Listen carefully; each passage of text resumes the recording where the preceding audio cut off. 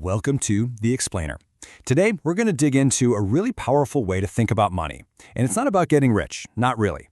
It's about having a strategy to survive in a world that, let's be honest, is fundamentally unstable.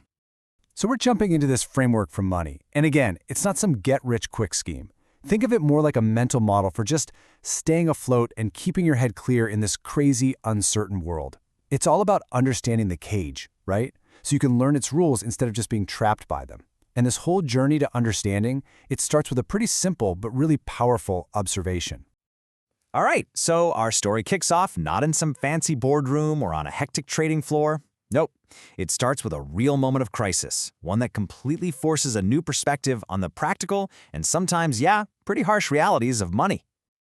Just try to picture that scene for a second. You're trying to build a good life for your family, but every single day you're faced with this really visceral symbol of decay and poverty. That very real, in-your-face encounter with just how precarious things were financially, well, that was the catalyst for author Paul Podolsky. It lit a fire under him to really understand this money cage from the inside out. He knew he had to make a change, and he had to do it fast. Okay, so the very first step in building any kind of real strategy here is accepting a fundamental and kind of uncomfortable truth. The world and our relationship with money inside it is just inherently unstable. There's no getting around it. And this instability, you got to think of it like a two-front battle. It's coming at you from two different directions at the exact same time. You've got the chaos within us, our own fears, our biases, all the stuff from our upbringing, and then you have the chaos of the entire system around us. So you're getting hit from both sides. So let's talk about that external chaos for a minute. Economies are just in this constant state of upheaval. There's this term for it, creative destruction. And what it really means is that what's considered a safe, reliable career today, like working for a typewriter company back in the day, or even a newspaper, could literally be a dead end tomorrow. The ground under our feet is always shifting. I mean, just think about the Washington Post. This was a media titan. It had the power to bring down a president. It seemed absolutely invincible. But then, the internet happened. Technology completely changed the game, drying up all its cash flow until a tech disruptor came in and bought what was left. See, this process always creates winners and losers, and you just can't assume that the ground beneath your feet is solid. Okay, now for the internal chaos.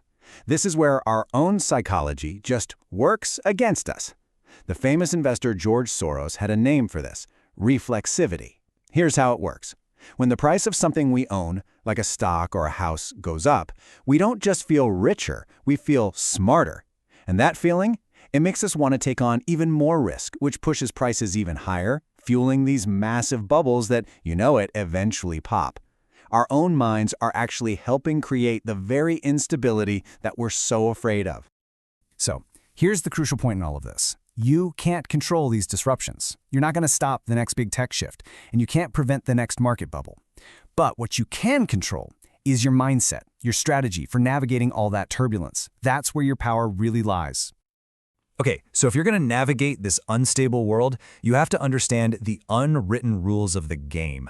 And a huge part of that game involves this system of what you could call financial castes. And these castes basically determine your opportunities and how much you can earn. And I mean, just look at this data. It is stark. It shows so clearly how education acts as one of the main sorting mechanisms, putting people into these different financial castes. And the gap here, it isn't small, it's exponential. Now, are there exceptions? Of course. But by and large, your credentials are a massive gatekeeper in the system. And it's not just education. The industry you decide to work in, that determines how close you are to the actual cash flow. The difference here is just vast. If you work in banking or software, you're basically swimming in a giant river of money. But if you're in airlines or, say, media publishing, well, that river is more like a tiny stream. The sector you're in has a huge impact on your earning potential. You can see this play out in the author's own career. It shows that, changing your caste is possible, but man, it requires some really deliberate strategic moves. He literally jumped from the low-margin media world into the high-margin world of finance, and then went even deeper into an even more elite caste within finance. Every single step was a conscious choice to get closer to that river of cash flow. And here's a crucial part. Each of these castes has its own culture, its own unwritten rules. So successfully moving between them means you have to learn how to play the game. You've got to understand the jargon, you've got to fit in with the tribe. It's not just about what you know. It's about knowing the unspoken rules, right down to the color of your suit. So after you've learned the rules of the game and you've seen the chaos firsthand, where do you go from there? Well, the author lands on the single most important defensive strategy you can possibly have. And it all comes down to this question: what is your real risk-free number?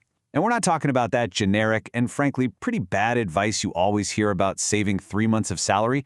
No, this is about building a true margin of error, a financial fortress that can actually withstand a real siege when things go wrong.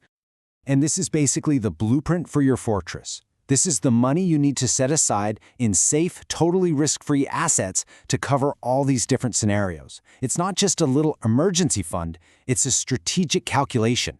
It's designed specifically to protect you from life's inevitable avalanches. And this number, it's going to be totally specific and personal to you. And this right here is the key. Your fortress, this pile of safe money, it isn't meant to make you rich. It's meant to keep you sane. It's the stable foundation that allows you to think clearly and take calculated, smart risks with the rest of your savings, because you know your actual survival isn't on the line. So, what happens if you don't have a big enough margin of error? Well, the consequences aren't just some theoretical risk. They can be absolutely devastating. And a story from the author's own life illustrates this just brilliantly. Okay, so meet Sergey. By all the local measures, he was smart, he was successful, a real shrewd businessman. He had a solid plan for success, a clear vision for his retirement, but what he didn't have was a plan for disaster. And then came the first wave of disruption. COVID hit. Tourism just evaporated, and the revenue from his building dropped to zero. Just gone. Now, his revenue was variable, but his debt payments, those were fixed. He was immediately in deep, deep trouble, because his whole financial structure had zero buffer for a shock like this. Then came the second wave, a huge geopolitical event he never could have predicted. With absolutely no margin of error left, this completely unforeseen disruption led to his total and complete financial ruin. 2 black swan events, one right after the other, and they just completely exposed how fragile his supposedly safe plan really was. The lesson from Sergey's story is, well, it's stark. And it's deeply uncomfortable. The system does not care about you. Hope is not a strategy. At the end of the day, the only person you can truly rely on to protect yourself is you. And that really brings us to the crucial question you should take away from all of this. It's not about being a pessimist. It's about being a realist in a world that is, by its very nature, chaotic. Knowing that chaos is inevitable, have you actually built a fortress that can withstand the storm? Or are you just betting the storm won't come? Because the storm isn't a possibility, it's an inevitability. The only real question is whether you'll be ready for it.